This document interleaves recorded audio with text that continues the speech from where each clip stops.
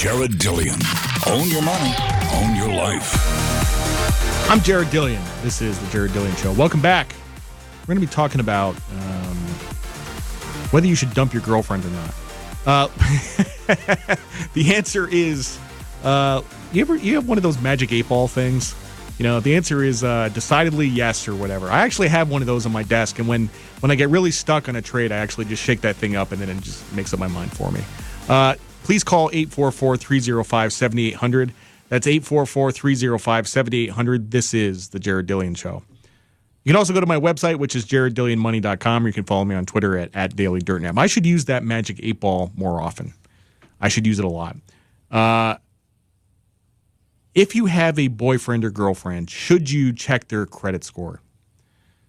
Well, I mean, you should look. I mean, you shouldn't like steal their phone and like do anything without their knowledge. Like that would be bad. By the way, here's sort of a side question. I've been married for 22 years. I used to know the password to my wife's phone. I don't anymore. I forgot it. So I can't get into it even if I wanted. But if I had the ability to get in her phone, would I get in her phone? No, I'm really not that interested. I'm not. I don't want to know. If she's got something going on, I'd rather just not know. I don't want to know. And I don't really want her in my phone either. But I have one of the facial recognition ones. I have like I guess it's a 10S, so she can't get in it anyway. But I'm not up to anything. Not up to anything bad. Should you ask to see their credit score? Your boyfriend or your girlfriend, should you ask to see their credit score? I think you should, and we're going to talk about why. I think it's super important. You know, this is one of these questions that you may not want to know the answer to. Like, what if there's somebody that you really like, and you find out they have a terrible credit score, and then you're like, oh damn. So, what do you do if you have a super high credit score and you find out that your girlfriend has a very low credit score? What do you do? You drop her like third period French.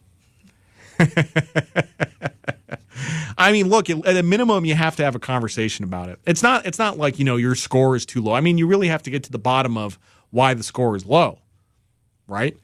Because if it's somebody who doesn't pay their bills, that's a bit of a character flaw.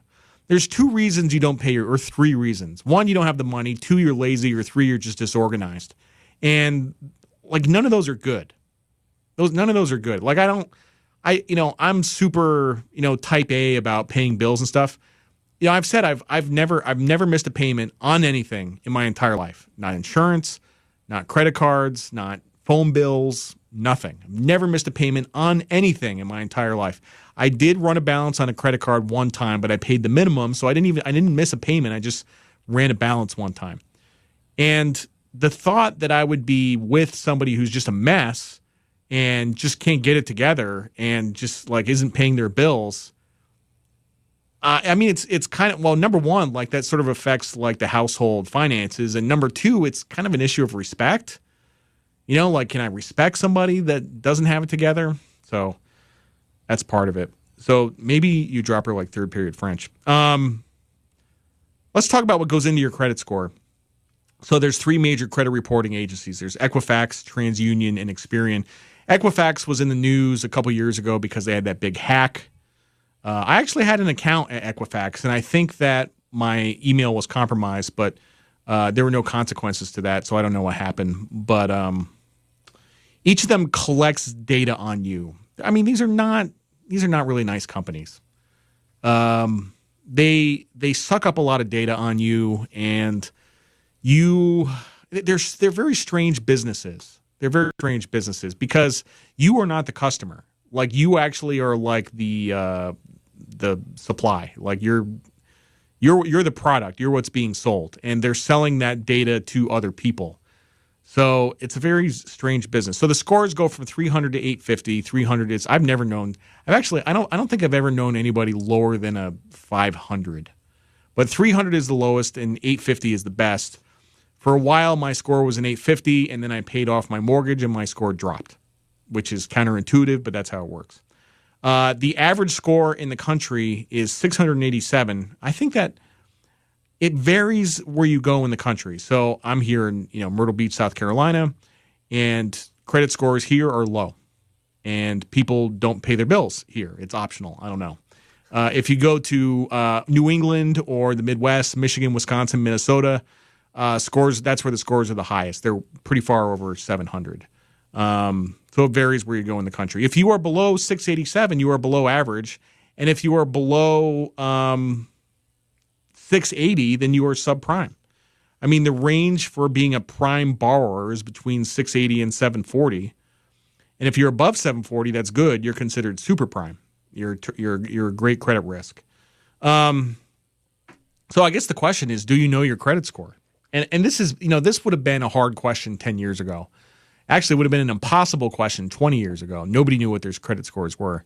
The only way you knew is if you applied for a mortgage, they ran your credit, and then you went to the loan officer and you said, hey, what did my credit score come back as? And they just told you. But there was no, before the internet, there was really no mechanism for finding out your credit score. And then 10 years ago, they had all these scammy sites like freecreditreport.com and stuff like that, where you could get your score, but you would end up paying for it. Wasn't free. You would end up paying for a bunch of stuff. And now a lot of credit cards will just give you your score every month, So, hey, that's capitalism. Things get better. So subprime is below 680. And you may remember the word subprime from the financial crisis. And basically, people with a score under 680 are a pretty high credit risk. Tough to get a loan at decent terms. And I've never been subprime in my life. Actually, I don't really know the history of my score. I think I've never seen it below 700, and I think it's always been 750 and up. But I can't imagine the feeling of going to apply for a mortgage and being rejected. I don't know what that feels like. That's never happened to me. That would not be good. Or applying for a car loan and you get rejected. Or, they start giving you some shady loan where it's like a 7-year loan and all that stuff. So, subprime. Basically, what happened in the financial crisis is that we started giving mortgages to people with subprime credit. And what Wall Street said was, we can do the math on these people and, we can run the statistics and they will default more often, but we will compensate by charging them higher rates. And the math was bad and they ended up defaulting way more often than they thought. And that's kind of how that all happened. So how is your score computed? There's actually 5 things that they look at. And the most obvious one is, number 1, payment history. Credit cards, but also bankruptcies, foreclosures, accounts that have been turned over to collection agencies. But look, if you get your credit report, it's actually pretty cool.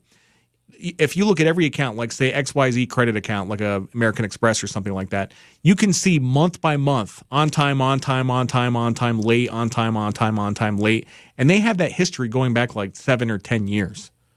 It does roll off eventually over time, but if I forget if it's 7 or it's either 7 or 10 years. I can't remember. I think it's 7. And that stuff stays on your credit report until it rolls off 7 years later. Debt utilization is how much credit you are using. So if you have a $20,000 limit on your credit card and you have $18,000 in credit, you're using a massive amount of your limit, and that's going to reduce your score. Types of credit, whether it's credit card or mortgages or home equity line of credits, auto loans, personal loans. New credit is actually sort of a big indicator. If you open a new account, that could lower your score. And the reason is that the credit rating agencies, they look at that and they say, this guy just opened a new account. I wonder if that's because he's used up all his credit on his other accounts and he just needs more credit.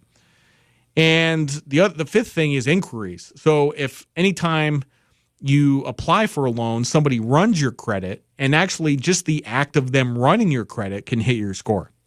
Also, if you apply for a job and they do a background investigation and they run your credit, that can also hit your score. Just something to think about. Mostly it's the first 2 things. It's payment history and debt utilization, which basically it's just, just what you might think it is. It's you borrowed money and will you pay it back? The funny thing about credit scores, let's say you loan somebody $1,000. You loan somebody $1,000 and they didn't pay you back. What would you call that person?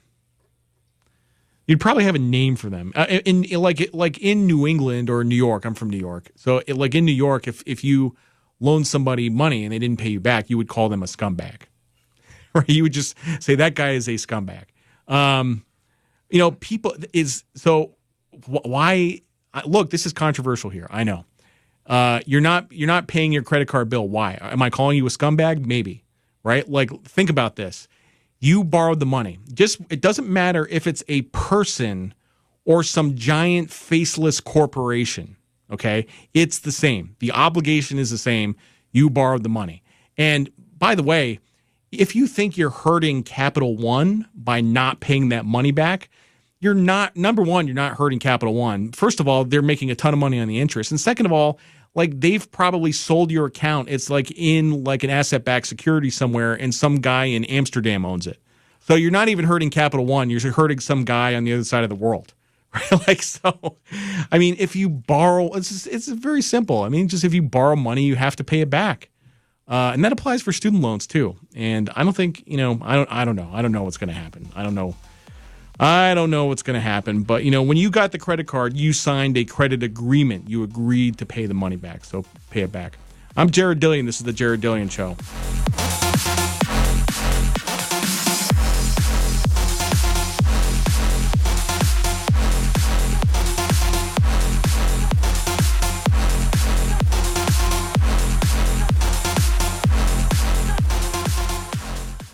The Jared Dillian Show.